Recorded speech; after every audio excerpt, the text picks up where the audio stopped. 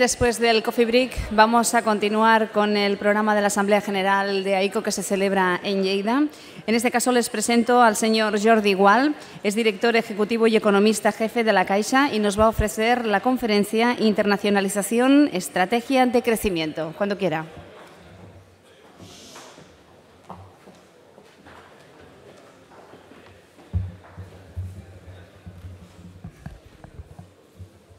Muy buenos días.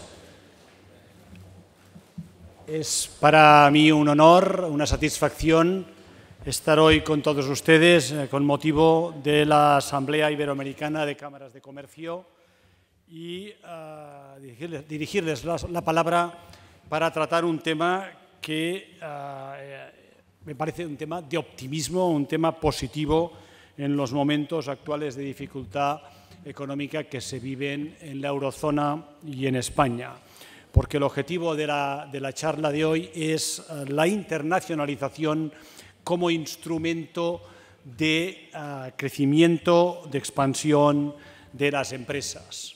Entonces, a lo largo de mi exposición quisiera revisar algunas de las cuestiones que afectan al diseño de la estrategia empresarial en relación al crecimiento económico en el ámbito de la internacionalización y, posteriormente, si me lo permiten ustedes, durante algunos minutos también reflexionar desde la perspectiva de España cómo la exportación debe ser el elemento clave para la recuperación de nuestra economía.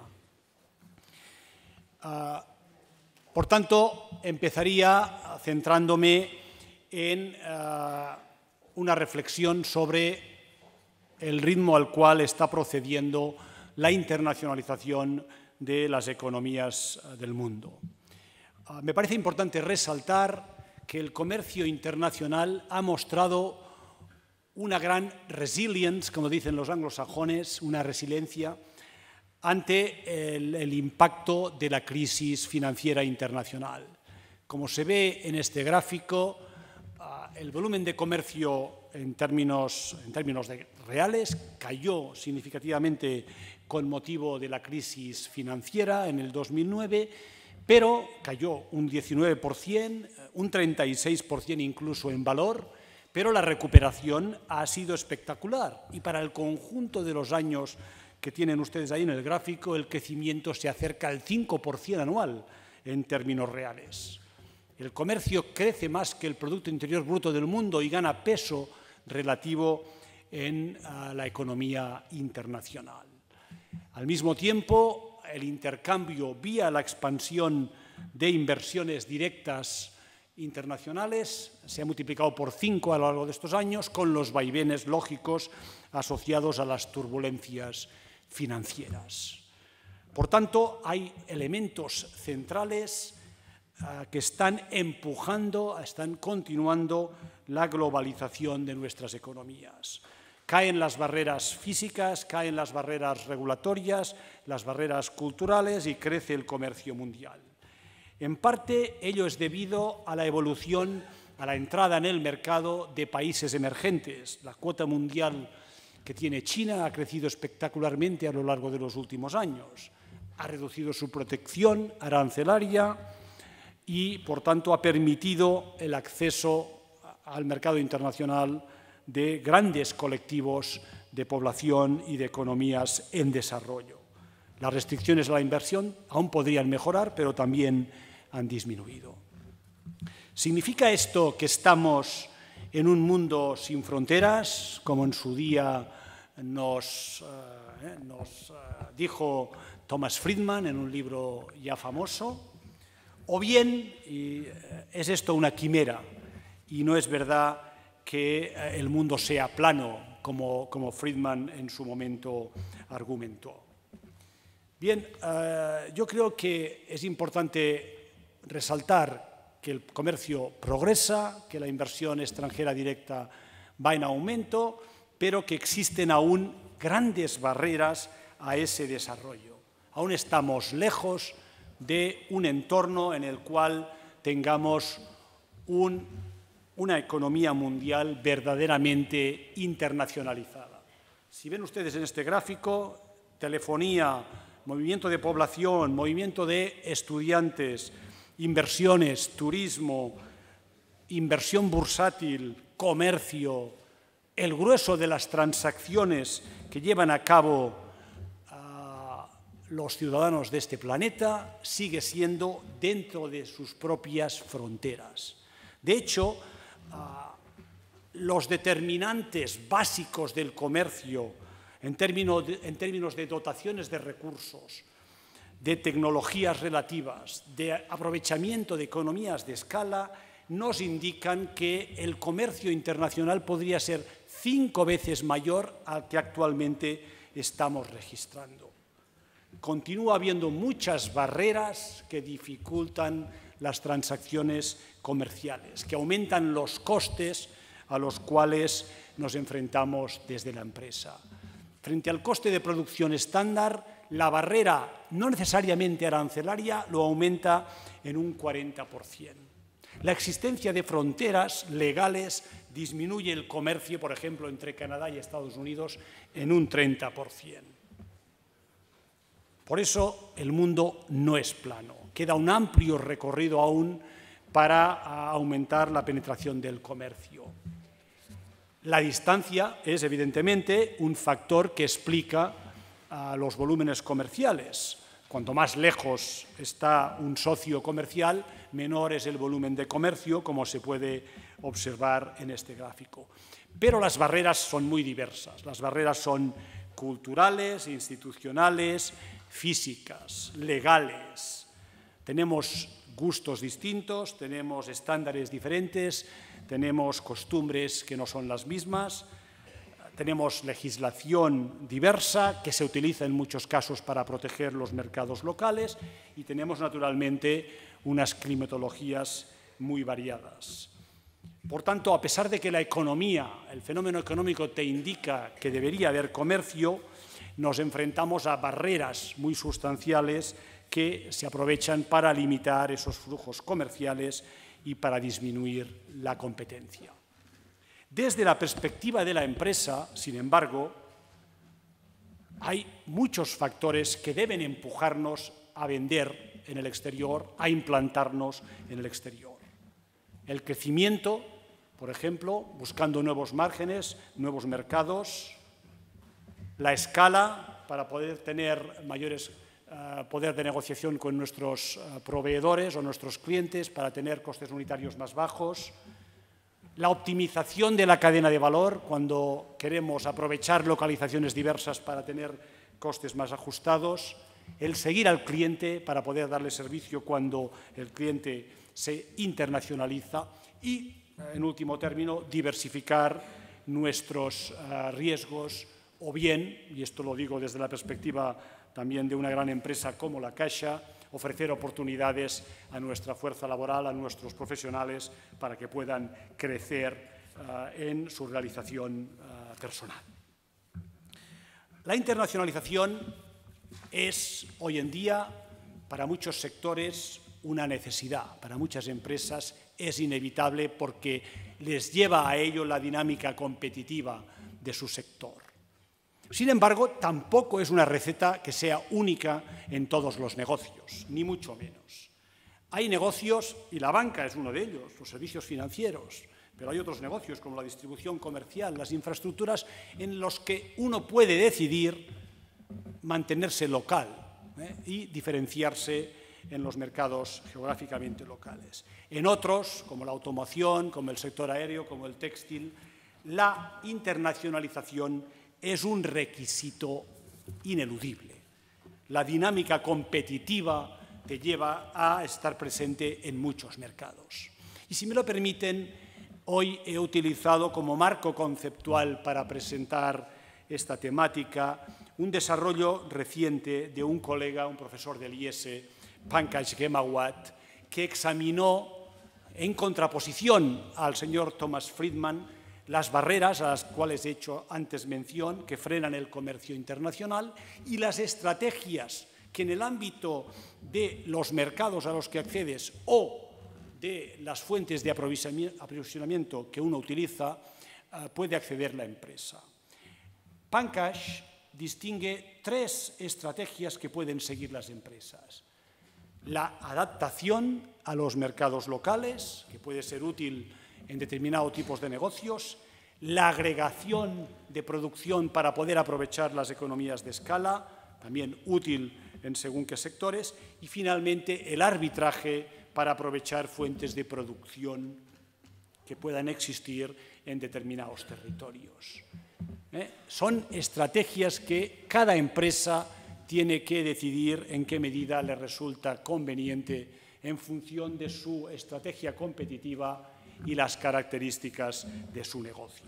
El arbitraje puede tener sentido, pues, concentrar la investigación y desarrollo en países con alta calidad científica, con grandes escuelas de ingeniería, desarrollar la producción en países cercanos con bajo coste de mano de obra y distribuir en función de las similitudes culturales o de idioma. Las empresas o los sectores combinan estas estrategias.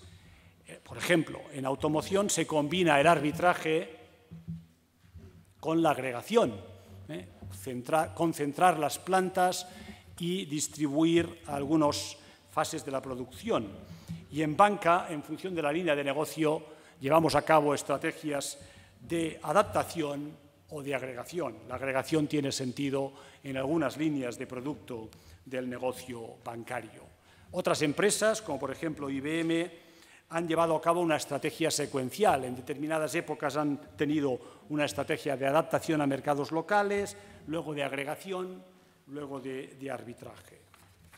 En definitiva, y no les canso más con esto, la empresa tiene que situarse en el marco internacional, entendiendo bien por qué se internacionaliza, cuál es la naturaleza sectorial de su negocio que determina qué estrategia es la más oportuna, y luego ver cómo lo organiza, en qué medida pues hace una joint venture, una filial, o relaciones que los anglosajones denominan arm's length transactions, contractuales, para llevar a cabo la estrategia de internacionalización.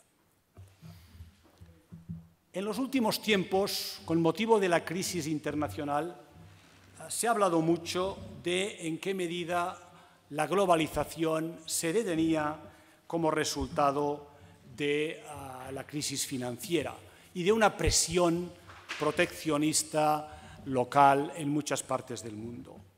Yo pienso que esto no es así, que las presiones proteccionistas que hemos vivido son moderadas, han sido moderadas, verdaderamente pueden volver, pero hasta el presente han sido moderadas, y que la globalización va a continuar.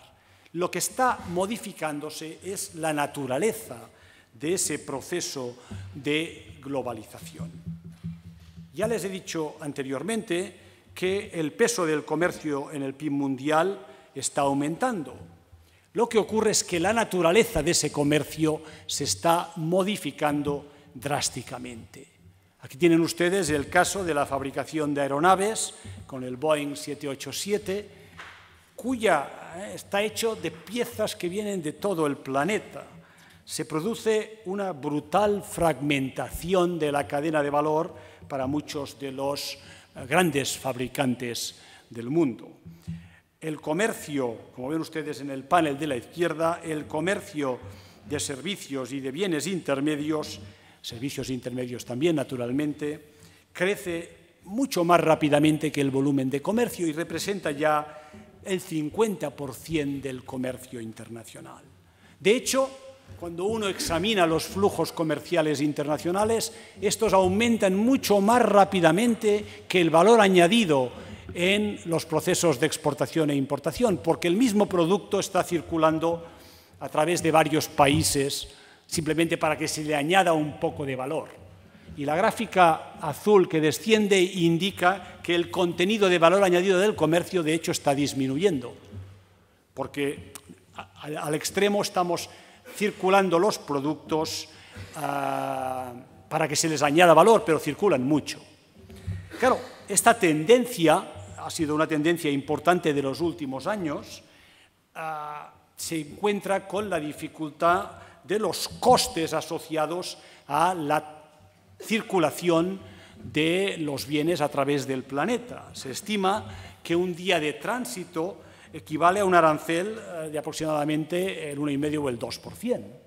Por tanto, estos procesos de desagregación de la cadena de valor han ido a más, pero tienen fundamentalmente un foco regional para conseguir proveedores que te satisfagan en términos de minimizar costes, pero que al mismo tiempo te permitan hacerlo con un timing correcto y asegurarte que sirves al cliente final con la calidad que dicho cliente espera. Junto a esa tendencia, la tendencia a una cierta regionalización de la fragmentación de cadena de valor, tenemos también el peso creciente de países como China y otros emergentes en el comercio internacional. En este gráfico hemos ilustrado cómo en solo 14 años China ha dejado de tener un papel en el comercio internacional basado esencialmente en la provisión de bienes de consumo para trasladarse hacia lo que es bienes de inversión y bienes intermedios, moviéndose upstream en la cadena de valor global. Esto significa que, de cara a futuro, hemos de esperar que las fuerzas motoras de la globalización se alteren, se modifiquen, sean nuevas. Ya no serán aquellos elementos de la globalización que provocaron la primera gran ola, la liberalización, la caída de los costes de transporte, el aumento del comercio entre países buscando la especialización, la competencia de las empresas rivales de otros países o de otros sectores de otros países. Hemos vivido una segunda ola, la tienen ustedes ahí, en la cual las tecnologías de la información y la comunicación nos han permitido acceder a nuevos mercados y competir desde nuevos mercados.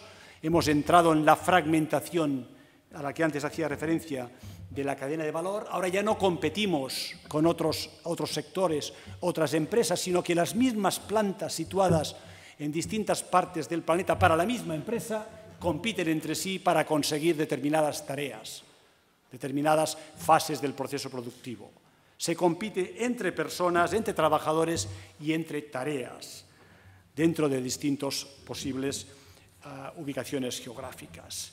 Claro, el gran reto es entender qué va a suceder en los próximos años, qué va a suceder en relación al desequilibrio salarial entre los países desarrollados y los países en desarrollo, qué va a suceder en relación al coste de transporte que te permite mover esos bienes y servicios, esos bienes por todo el planeta, y en qué medida la evolución de los costes de transporte y de los costes salariales corregidos por productividad te puede hacer o obligar a repensar tu estrategia de localización internacional.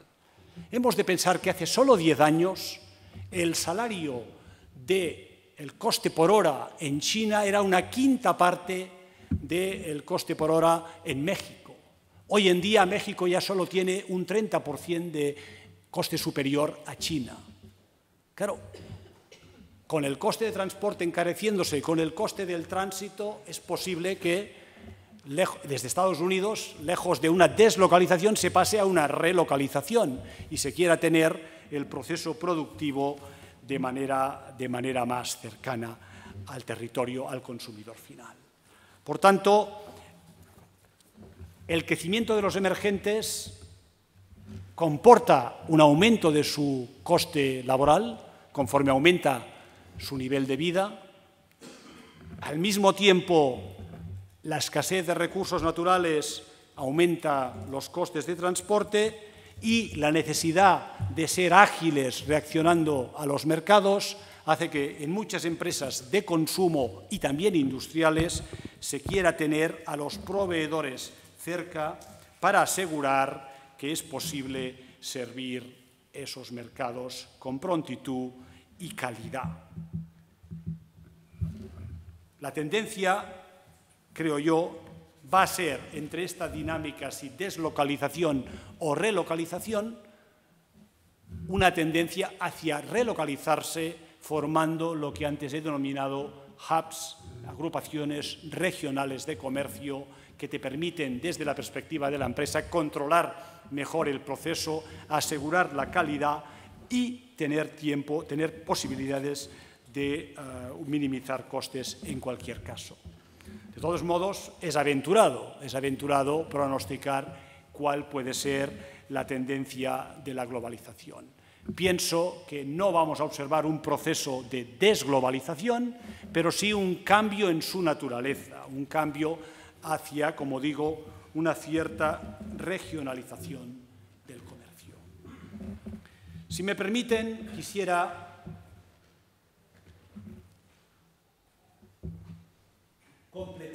completar esta presentación sobre estrategias de internacionalización con el caso español.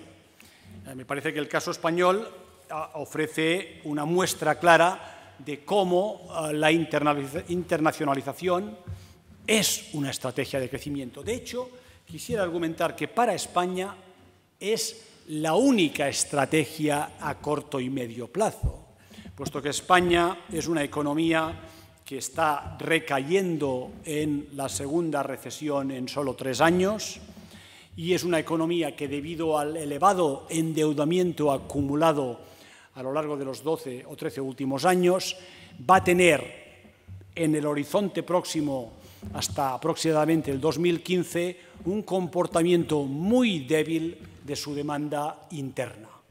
Por tanto, el crecimiento tendrá que venir forzosamente de las exportaciones, que a lo largo de estos años ya han sido un bastión que ha permitido que nuestra economía creciera o no decreciera en mayor medida. Fíjense que a lo largo de los años de la crisis, la contribución del sector exterior al crecimiento de la economía española ha sido prácticamente siempre positiva, compensando en parte, por desgracia, no en su totalidad, la caída de la demanda interna. Ese reto de que sea la exportación la que nos saque de la recesión es difícil porque el marco internacional actual es un marco de debilidad sustancial de los mercados de destino. Estamos sufriendo una desaceleración de los mercados globales, de Estados Unidos, de China, de Brasil, y al tiempo que las tensiones en los mercados energéticos mantienen los precios de las materias primeras relativamente altos. Nuestro mercado más cercano, la zona euro y Europa, está en claro estancamiento, motivado por la mala gestión de la crisis de la eurozona. Como ven en este gráfico, que yo creo que es muy ilustrativo, toda la zona sur de Europa se encuentra en crecimiento negativo o en práctico estancamiento, y hay un desequilibrio brutal entre el norte y el sur que dificulta la posibilidad de crecer vía las ventas a nuestros socios europeos. Claro, para vender fuera tienes que tener un buen producto a un buen precio.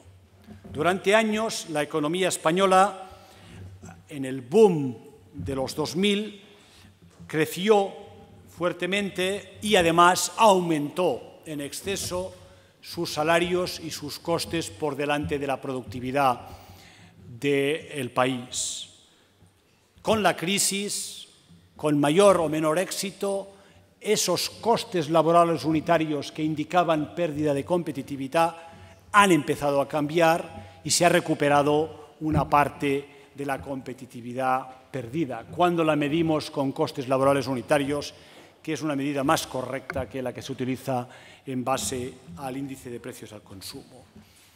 Nosotros estimamos que aún queda un recorrido de aproximadamente un 8 o un 10% en recuperación de los costes laborales unitarios, pero que estamos en la senda correcta.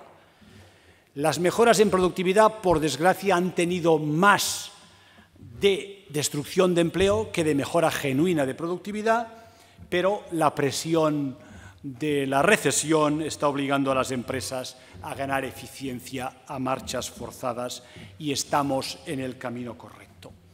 Esa mejora de competitividad también se ha reflejado en algo que a veces no se tiene suficientemente en cuenta: una ganancia de cuota de mercado en el mercado interior español, que, como pueden ver ustedes ahí, también ha sido significativa.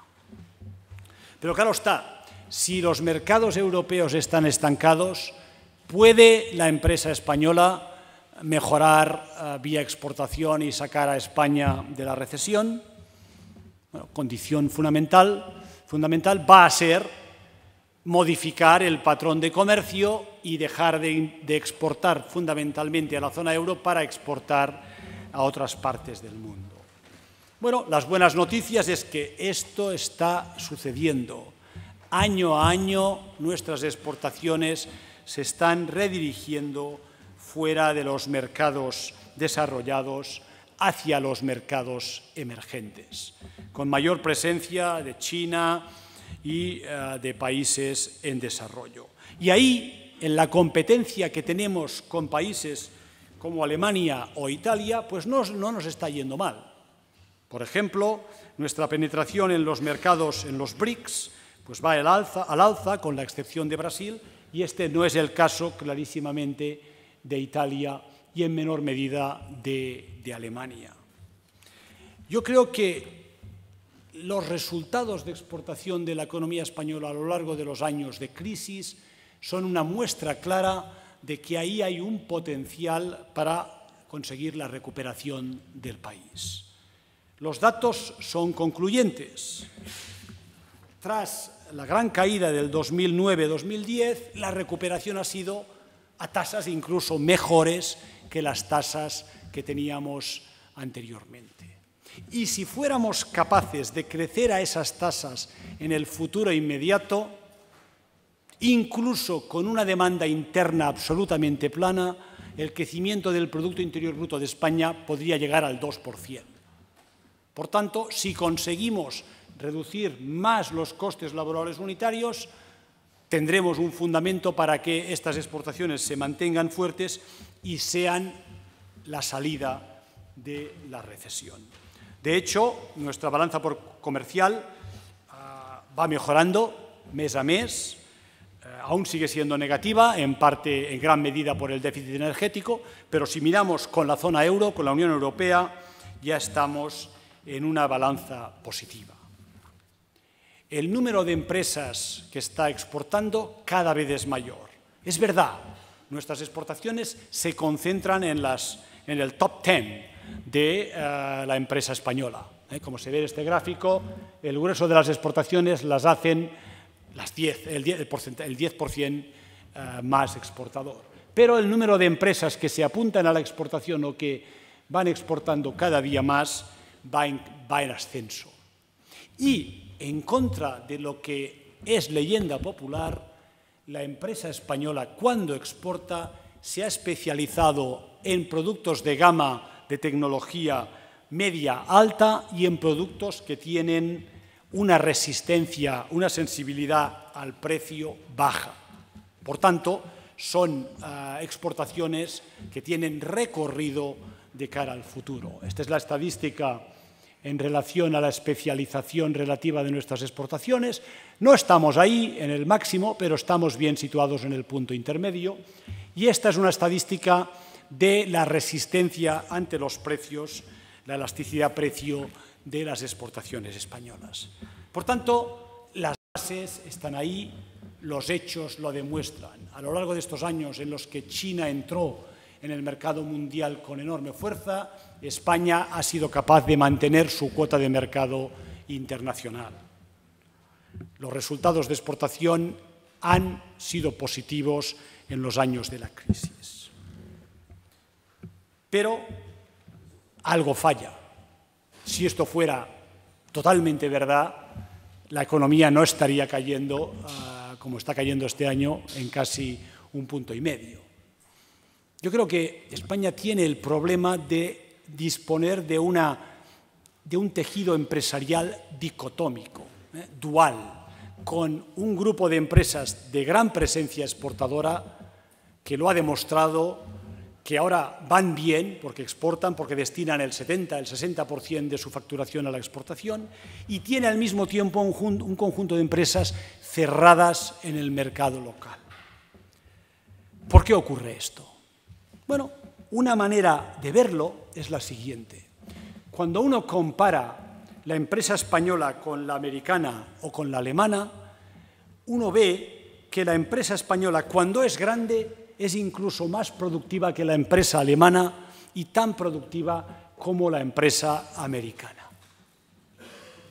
El problema de España y su exportación no es un problema de no tener suficiente productividad. El problema es que por alguna razón, y hoy no tengo tiempo para entrar en detalle, en España tenemos un exceso de empresas de tamaño pequeño y reducido que no están abiertas al mundo. Hay en el sistema legal e institucional español frenos al crecimiento de las empresas, dificultades que las empresas encuentran, regulatorias, fiscales, de inspecciones, etcétera, que hacen que prefieran, antes de pasar de cierto volumen de facturación, pues hacer otra empresa y de este modo ir capeando el temporal. Y claro, así se pierden economías de escala, se pierde capacidad de crecimiento en los mercados de exportación, porque las empresas que más crecen en exportaciones son las grandes y las empresas que más bajan sus costes laborales unitarios son las grandes. Y, por tanto, el reto para España es romper esa dualidad, favoreciendo que haya muchas pymes, pero que no siempre se queden en pymes, que puedan crecer y mejorar su tamaño y su presencia en los mercados internacionales. Este es un elemento central de la estrategia española para conseguir una mayor presencia en los mercados internacionales. Como he dicho antes, la competitividad ha mejorado, está mejorando de nuestras empresas, pero no es así en todos los mercados. La estamos mejorando en estos países, estamos empeorando frente a estos, estamos ganando algo en relación a estos países, en gran medida por la evolución de las monedas. Como la moneda nos viene determinada, porque es el euro, el reto queda dentro de la empresa, mejorando nuestra productividad y controlando nuestros costes para poder así ganar presencia en estos mercados. Recientemente, y con esto voy concluyendo, se ha presentado un nuevo informe de competitividad del World Economic Forum. Hemos ganado posiciones, lo tienen ustedes ahí, en términos relativos, en relación a el desastre que fue la caída del 2008, 2009, 2010, pero creo que este informe muestra claramente cuáles son las debilidades del país y la agenda de reformas que se debe llevar a cabo para recuperar potencial competitivo. Si ustedes ven la parte final de este gráfico, observarán dónde están los problemas. A pesar de las reformas del mercado laboral que se han implantado en España, el mercado laboral sigue siendo ineficiente. Además, cuando un país como España no puede depreciar su moneda, no puede imprimir billetes, no puede generar inflación, ¿por dónde va a ganar competitividad? Por la eficiencia del mercado laboral que propicie el aumento de productividad de las empresas y por la eficiencia del mercado laboral que permita los ajustes de coste, de tal modo que en todo el tejido productivo los costes laborales estén íntimamente ligados a la productividad real de las empresas y sus trabajadores.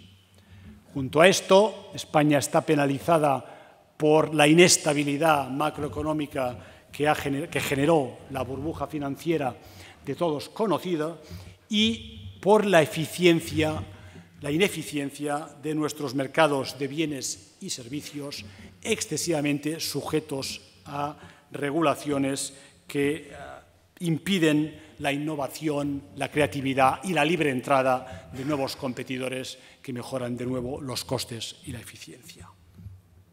Y con esto voy terminando. En esta conferencia he tratado de resaltar la naturaleza del proceso de internacionalización que estamos viviendo, resaltando que no se ha detenido, a pesar de la crisis global, tanto en el flujo de bienes, de servicios, de capital y de ideas que circulan bastante libremente en este mundo, que el protagonismo ha sido del mundo emergente y de su voluntad política, que no podemos dar por garantizada, pero que está ahí, de continuar liberalizando, pero que a pesar de que esto haya sucedido, aún hay un amplio recorrido de barreras por romper y que desde la perspectiva de la empresa el reto es ser capaces de ajustarse a esa realidad y tener una actitud proactiva anticipándose a la misma para encontrar la estrategia más adecuada para cada empresa. He resaltado también que esta globalización que continúa está cambiando su forma. Cada vez el grueso del comercio es de producto intermedio, producto en tránsito, en parte como ajuste a las estrategias de las grandes empresas multinacionales que tienen el mundo como punto de referencia de su estrategia competitiva. Y finalmente he intentado ilustrar con el caso español como ejemplo de un país en circunstancias económicas adversas, pero que tiene que encontrar en el mercado exterior la punta de lanza de la recuperación.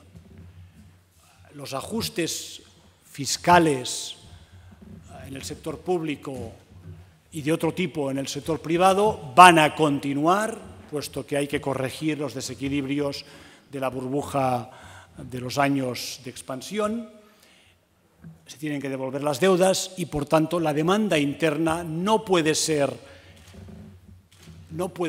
el driver de la recuperación, al menos hasta que no hayamos mostrado a nuestros acreedores que estabilizamos el nivel de deuda y que lo empezamos a reducir. El crecimiento no puede venir de ahí, simplemente porque no tiene quien lo financie. Por tanto, si el crecimiento no va a venir de la demanda interna, tiene que venir forzosamente de la demanda externa. Es que no hay más secreto. El retorno al crecimiento va a ser vía la capacidad que tengamos los españoles de que el resto del mundo nos compre nuestros bienes y nuestros servicios. Y para que esto sea así, han de ser bienes y servicios de calidad y a un coste razonable. Muchas empresas españolas han demostrado que son capaces de hacerla. Hemos de liberar la economía interior, desregularizar la economía interior para que sean más las empresas que puedan adaptarse y ser capaces de salir a esos mercados internacionales con unos costes ajustados que las hagan ser competitivas. Dicho en el lenguaje de los economistas, que es un lenguaje feo, lo reconozco, que no es agradable, puesto que no podemos devaluar la moneda que ya no tenemos, hemos de conseguir la devaluación interna, que significa que el coste por unidad producto de nuestro país tiene que descender. Le queda no mucho recorrido, le queda aproximadamente un 10%. Año a año, en 3 o 4 años, estoy convencido de que esta economía lo puede conseguir y de esta manera recuperar el crecimiento. Muchas gracias.